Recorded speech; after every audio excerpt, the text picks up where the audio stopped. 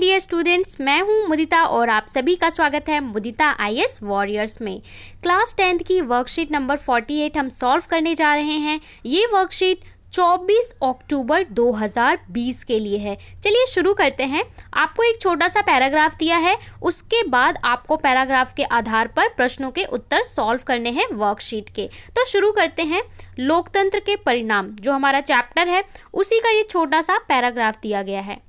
कोई भी समाज अपने विभिन्न समूहों के बीच टकराव और विभाजन को पूरी तरह और स्थायी रूप से खत्म नहीं कर सकता। इसका ये अर्थ है कि कोई भी समाज हो, चाहे वो लोकतंत्र हो या अलोकतंत्र हो, कोई भी समाज हो, ऐसा कहीं पे भी नहीं पाया जाता जहाँ पे पूरी तरीके से टकराव और विभाजन को खत्म किया जा सके स्थायी रूप से। ठीक है, हर जगह जब लोग होंगे तो उनके विचारों में मतभेद भी होगा, टकराव भी होंगे, लेकिन हम कर क्या सकते हैं?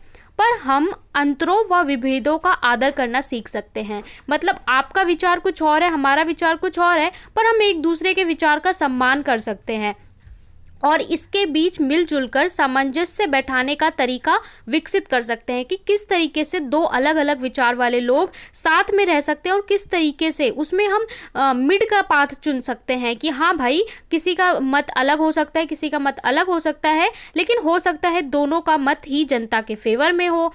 इससे लोकतंत्र अच्छी तरीके से काम करता है।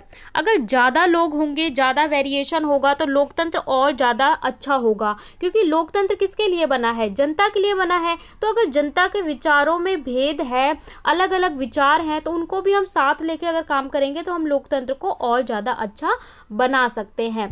मिलजुल कर सामंजस्य बैठाने का तरीका विकसित कर सकते हैं। अगर हम साथ मिलकर आए तो हर चीज़ का नया पाथ निकल सकता है, मिड का, बीच का रास्ता भी निकल सकता है। इससे लोकतंत्र सबसे अच्छे तरीके से काम करता है। गैर लोकतांत्रिक व्यवस्थाएं आमतौर पर अपनी अंदरूनी सामाजिक मतभेदों से आंखें फेर लेती हैं। गैर लोकतांत्रिक व्यवस्थाओं की बात करें या जहाँ पे राजतंत्र होता है, वहाँ पे क्या होता है, जो उनकी कमियां होती हैं और जो उनके मतभेद होते हैं उसको वो क्या करते हैं, छुपा देते हैं, उस पर बात ही नहीं करते या उन्हें ताकत से दबाने की कोशिश करते हैं। या तो उनसे मुंह मोड़ लेते हैं और या तो अपनी पावर दिखाकर उस चीज़ को दबा देते हैं कि बस जो हम कह रहे हैं वही चीज़ सही है। लेकिन हमें यह याद रखना होगा कि ऐसे परिणाम हासिल करने के लिए लोकतांत्रिक व्यवस्थाओं को स्वयं भी शर्तों को पूरा करना होता है।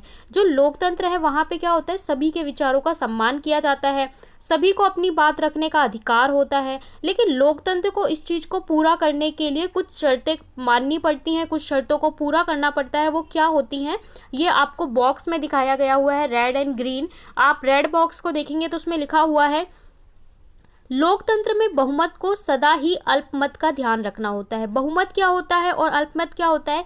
देखिए, जैसे कोई डिसीजन लेना है, ठीक है, तो उस पर हमें, आपको पता है कि वोटिंग कराई जाती है, मतदान कराया जाता है। कोई भी डिसीजन लेना है, यहाँ पे 20 लोग हैं। अब पूछेंगे कि कितने लोग इस बात से एग्री करते हैं, ठीक है, तो अगर ज़्यादा लोग, मान लीजिए 15 लोग किसी बात से एग्री करते हैं और 5 लोग किसी बात से डिसएग्री करते हैं, नहीं मानते हैं, तो 15 लोग क्या हो गए, बहुमत हो गए, मतलब इस चीज़ पे ज़्यादातर लोग वोट कर रहे हैं, और 5 लोग क्या हो गए, अल्पमत हो गए कि इस चीज़ पे कम लोग वोट कर रहे हैं। तो जो बहुमत वाले लोग हैं उन्हें हमेशा अल्पमत का भी ध्यान रखना होता है लोकतंत्र में। ऐसा नहीं है कि जो चीज़ कम लोग बोल रहे हैं उसको बिल्कुल नकारा जाएगा, ऐसा नहीं है। बहुमत या अल्पमत की राय कोई स्थायी चीज़ नहीं है, और जो ये राय है वो कभी भी परमानेंट नहीं है, बदलती रहती है। हो सकता है आज जो चीज़ बहुमत पे है कल वो चीज़ अल्पमत में हो जाए, ठीक है, क्योंकि समय के साथ जो राय है और चीज़ों को लेकर डिस्कशन है वो भी बदलता रहता है। दूसरा दिया है, बहुमत के शासन का अर्थ धर्म, नस्ल या भाषा के आधार पर बहुसंख्यक समूह का शासन नहीं होता। बहुमत का ये मतलब बिल्कुल भी नहीं है कि जिस धर्म, जाति, लिंग के ज़्यादा लोग होंगे उनका बहुमत होगा। बहुमत का मतलब सिर्फ विचारों से है कि जैसे क्लास में आपसे कोई क्वेश्चन पूछा जाता है, टीचर किस किस को पता है, बहुत सारे बच्चे हाथ ऊपर करते हैं, तो बहुमत का मतलब बस विचारों से है, कितने लोग उस चीज़ में फेवर कर रहे हैं और कितने लोग अगेंस्ट कर रहे हैं। इसका ये मतलब नहीं है कि बहुसंख्यक समूह यानी कि जाति, नस्ल या आधार पर जो ज़्यादा लोग होंगे उनकी बात मानी जाएगी, ऐसा बिल्कुल नहीं है। बहुमत का अर्थ हर फैसले या चुनाव में अलग अलग लोग और समूह बहुमत का निर्माण करते हैं। आप देखते हैं कि हर बार चुनाव होता है और चुनाव में सरकार कौन बनाता है? जिसको सबसे ज़्यादा बहुमत मिलता है। बहुमत मतलब जिसको सबसे ज़्यादा वोट मिलते हैं वही सरकार बनाता है। तो सरकार बदलती रहती है क्योंकि हर बार बहुमत भी बदलता रहता है। प्रत्येक नागरिक को किसी न किसी अवसर पर बहुमत का हिस्सा बनना ही पड़ता है। आप भी कभी ना कभी किसी न किसी चीज़ में बहुमत का हिस्सा बने होंगे। आपकी क्लास में, घर में किसी चीज़ की अगर वोटिंग हुई होगी या कोई किसी चीज़ में सवाल पूछता है तो उसमें आप भी कभी ना कभी बहुमत का हिस्सा ज़रूर बने होंगे।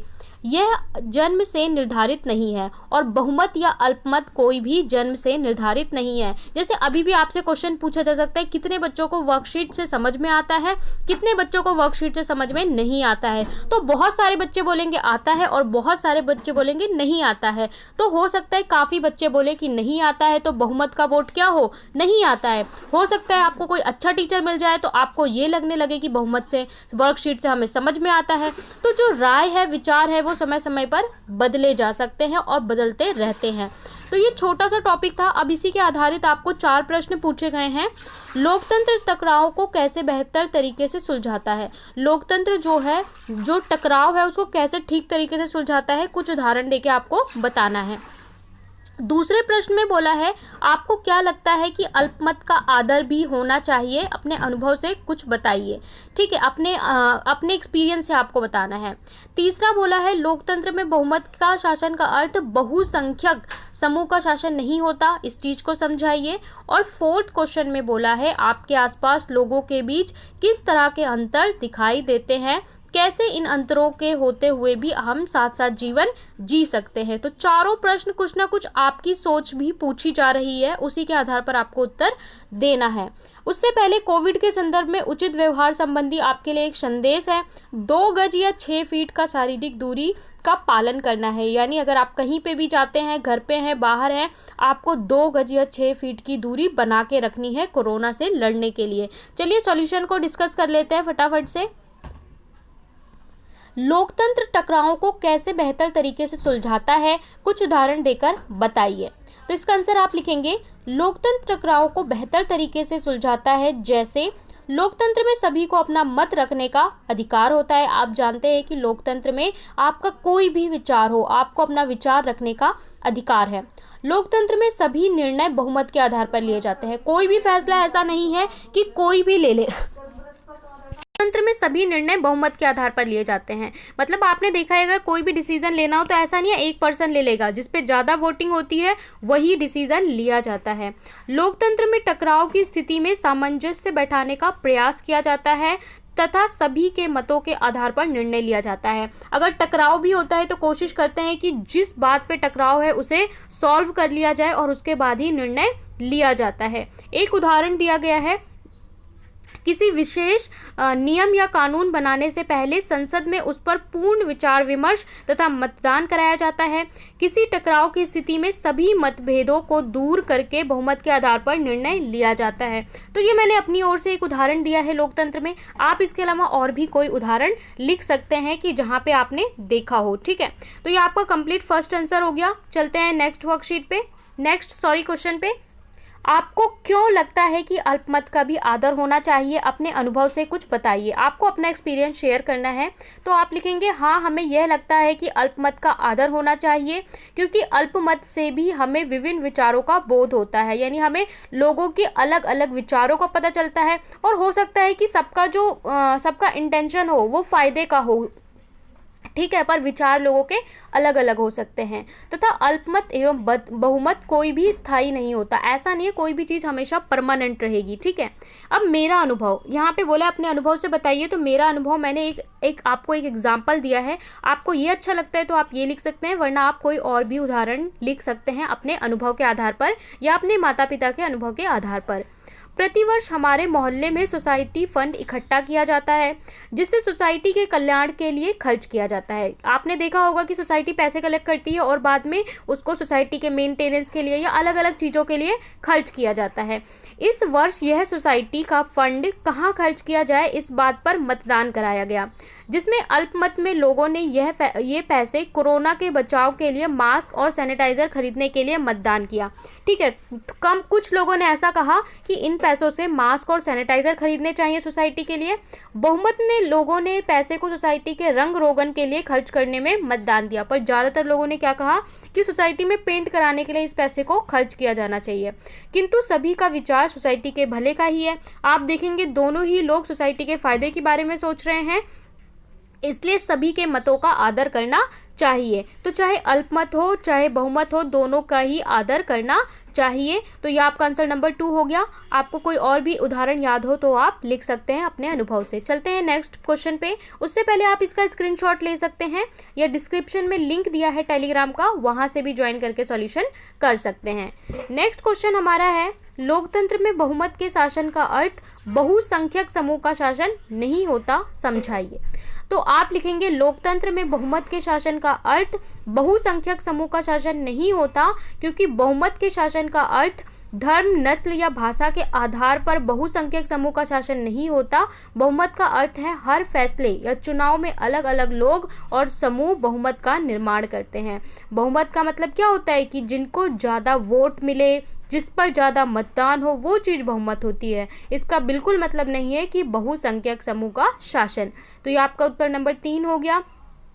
चौथे प्रश्न में बोला है कि आपके आसपास लोगों के बीच किस तरह के अंतर दिखाई देते हैं, कैसे उन अंतरों के होते हुए भी आप साथ साथ जीवन व्यतीत करते हैं। तो आपको लिखना है इसका आंसर। आपने देखा होगा कितने सारे वेरिएशन पाए जाते हैं जहां हम रहते हैं स्कूल में, घर में, लेकिन फिर भी हम लोग सब साथ रहते हैं, तो वही आपको समझाना है। आप लिखेंगे हमारे आसपास लोगों के बीच कई तरह के अंतर दिखाई देते हैं, जैसे अमीर गरीब, रोजगार में भिन्नता। आप देखेंगे कोई डॉक्टर है, कोई इंजीनियर है, कोई मजदूरी कर रहा है, ठीक है, लेबर है, ठीक है, कोई कारपेंटर है, तो रोजगार में भिन्नता। जीवन शैली में अंतर, लोगों के जीवन जीने का तरीका अलग है। संस्कृति व परंपराओं में अंतर, अलग अलग कल्चर के लोग रहते हैं भारत में, आप सभी जानते हैं, आदि।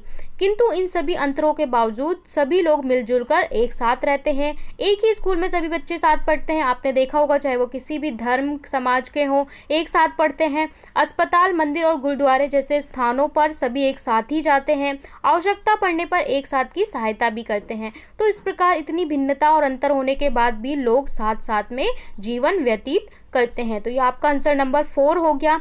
आप इसे और भी अपने दिमाग से भी कुछ लिख सकते हैं, इसका भी स्क्रीनशॉट ले सकते हैं। यहाँ पे हमने वर्कशीट नंबर 48 सॉल्व कर ली है। आपको लोकतंत्र के परिणाम में कौन सा टॉपिक सबसे अच्छा लगा वो कमेंट करके बताना है। दूसरा, लोकतंत्र की क्या परिभाषा होती है वो आपको कमेंट करके बताना है। अगर आपको अच्छा लगता है, समझ में आता है, तो आपको लाइक, शेयर और चैनल को ज़रूर से ज़रूर सब्सक्राइब करना है, जिससे ज़्यादा से ज़्यादा तक बच्चों तक ये वीडियो पहुँचे। सो मिलते हैं नेक्स्ट वीडियो में, तब तक के लिए बाय बाय।